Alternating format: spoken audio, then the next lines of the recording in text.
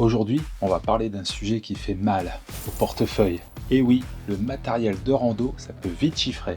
Je vais vous montrer comment équiper votre sac sans vider votre compte en banque. Salut les randonneurs, c'est Manu d'Illico Rando. Aujourd'hui, on va parler d'un sujet assez important, comment s'équiper en matériel de randonnée sans se ruiner. Entre le sac à dos, la tente, le duvet et tout l'équipement technique, on sait vite que ça peut chiffrer à des centaines voire des milliers d'euros. Mais ne vous inquiétez pas, je vais partager avec vous toutes les solutions pour faire de sacrées économies. Avant de se lancer dans les achats, prenons le temps de bien réfléchir à nos besoins. C'est vraiment la base, ne pas gaspiller son argent. Réfléchir avant d'acheter, c'est pas très français ça. On préfère pleurer après. Si vous ciblez un produit mais que vous n'êtes pas sûr, prenez le temps de vous renseigner sur les forums spécialisés. Regardez les tests dans les magazines, sur YouTube. Comparez les prix. Cette étape vous évitera bien des déceptions. Premièrement, parlons de ce qui est probablement le meilleur moyen de faire des économies. L'occasion. Mais avant tout, parlons d'un point fondamental. Le matériel le moins polluant est celui qui n'est pas fabriqué. Les marques outdoor aujourd'hui ont presque toute une politique sur le développement durable, mais elles utilisent encore souvent des substances polluantes comme le PFC dans leurs matériaux. Et je ne vous parle pas des quantités d'eau et de pétrole qu'il faut pour les fabriquer. En choisissant l'occasion, vous réduisez votre empreinte environnementale tout en préservant votre portefeuille. Le marché de l'occasion s'est considérablement développé ces dernières années. On trouve même des sites marchands sur Internet spécialement dédiés à ça. Campsider est une plateforme dédiée aux équipements sportifs d'extérieur d'occasion. On y trouvera de l'équipement vendu par des particuliers mais aussi par des professionnels. On y trouve absolument de tout, des chaussures de randonnée aux tentes en passant par les vêtements techniques. Vous avez également dans le même style de site Everride et également bivouaclocation.fr qui lui sera plus spécialisé sur le matériel de bivouac. Les plateformes généralistes comme le Boncoin ou Vinted méritent qu'on s'y attarde. Vinted est particulièrement efficace pour la recherche de vêtements techniques, tandis que le Boncoin permet souvent de trouver du matériel plus volumineux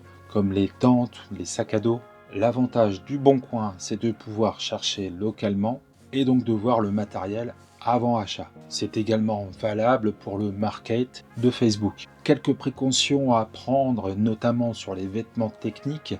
Vérifiez bien les membranes imperméables et leur état, la qualité des coutures et leur solidité, le bon fonctionnement des fermetures éclairs, l'état général du tissu et notamment sur le Gore-Tex, mais aussi les zones de frottement habituelles, épaules pour les sacs, genoux pour les pantalons.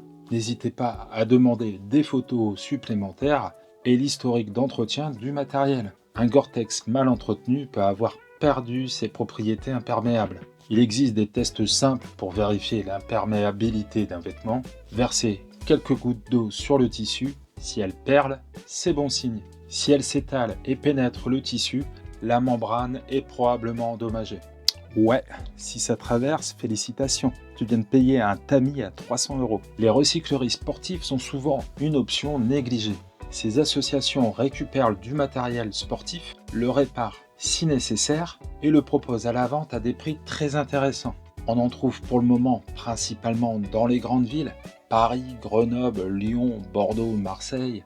La recyclerie, le seul endroit où tu peux acheter une polaire qui a vu plus de sommets que Kylian Jornet. Souvent, ces boutiques solidaires proposent des ateliers de co-réparation de votre matériel. Et à certains endroits comme à Grenoble, l'entretien et le fartage de vos skis. Concernant l'achat d'occasion de matériel technique plus spécifique, il faut être particulièrement vigilant.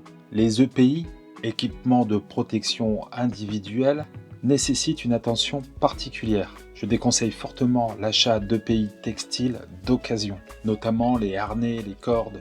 Une corde d'escalade d'occasion est à proscrire car vous ne connaissez pas son historique d'utilisation. Les cordes sont normées pour supporter un certain nombre de chutes et vous ne pouvez pas être véritablement certain de leur usure. En revanche, d'autres EPI peuvent être achetés sans aucun risque, et notamment les équipements métalliques comme les crampons ou les piolets. Sur ces objets, l'usure est assez évidente à remarquer et il est souvent possible de changer certaines parties comme les pointes avant ou les lames. Sur des forums spécialisés comme Camp to Camp par exemple, on trouve souvent une section petites annonces. L'avantage de ces forums, c'est que vous achetez à des passionnés qui connaissent bien leur matériel et l'ont généralement bien entretenu. Ah ouais, les forums, là où tu passes 3 heures à lire des débats endiablés entre deux modèles de chaussettes Mérinos. N'hésitez pas à participer aux discussions, à poser des questions sur le matériel qui vous intéresse avant de faire votre choix. Passons maintenant au matériel neuf. Alors pour le matériel neuf, certaines périodes de l'année sont plus propices pour faire de bonnes affaires. Les soldes d'hiver et d'été bien sûr, et également le Black Friday. L'astuce est d'anticiper ses besoins. Si vous savez que vous aurez besoin d'une doudoune ou d'un hardshell pour l'hiver prochain, commencez à chercher dès la fin de l'hiver précédent. Pour le matériel électronique, comme les GPS ou les montres connectées, pensez au reconditionné.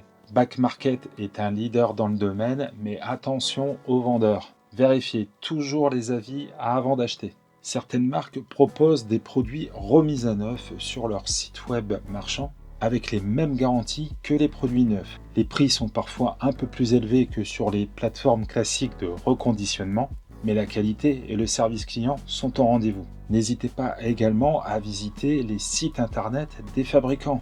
Des fois, ils proposent des produits d'exposition au tiers du prix. C'est ce qui m'est arrivé il y a quelques mois alors que je cherchais une nouvelle tente légère. Un conseil important pour réussir vos achats d'occasion. Soyez patient. Il est rare de tomber sur l'article recherché dès la première recherche. Comptez plusieurs semaines, voire plusieurs mois avant de tomber dessus. N'hésitez pas à mettre les alertes sur les différentes plateformes pour être informé dès qu'un article qui correspond à vos critères est mis en vente. Ouais, super idée ça, pour recevoir 47 notifications par jour sur des choses que tu n'as même pas demandé. Pour les vêtements achetés en ligne, attention, car souvent il ne vous sera pas possible de la renvoyer si la taille ne convient pas. Connaissez bien vos mensurations, vérifiez celles préconisées par le fabricant et privilégiez un peu plus grand que trop petit. Connaître ces mensurations, le moment où tu découvres que tu es plus proche du bibendum que de l'athlète. Méfiez-vous aussi des vendeurs mal intentionnés qui pourraient mentir sur la qualité des produits mis en vente. Regardez toujours les avis du vendeur avant de commander. Une autre piste souvent négligée, les fins de série. Dans toutes les grandes surfaces de sport, on trouve régulièrement des modèles de l'année précédente et cela avec des réductions significatives. Et souvent, les différences sont minimes, différences de couleur ou des modifications mineures. Et n'oubliez pas, si vous avez du matériel qui dort au fond du placard et dont vous ne vous servez plus, pensez à le revendre ou mieux à le donner. De nombreuses associations comme Action Froid, la Croix-Rouge collectent les vêtements chauds et les équipements outdoor pour les plus démunis. Ça ne sert à rien de garder des équipements qui prennent la poussière alors qu'ils pourraient avoir une seconde vie et aider ceux qui en ont besoin. Pour conclure, retenez que le meilleur matériel n'est pas forcément le plus cher ou le plus récent, mais celui qui correspond vraiment à vos besoins. Prenez le temps de réfléchir à vos achats. Vérifiez bien l'état du matériel d'occasion et surtout, soyez patient. Je vous laisse avec une vidéo qui va vous aider à remplir votre sac à dos pour un trek. Si cette vidéo vous a plu, n'oubliez pas de mettre un pouce, de vous abonner et de partager à vos amis randonneurs. Prenez bien soin de vous sur les chemins. Je vous dis à mardi prochain pour une nouvelle vidéo. Ciao!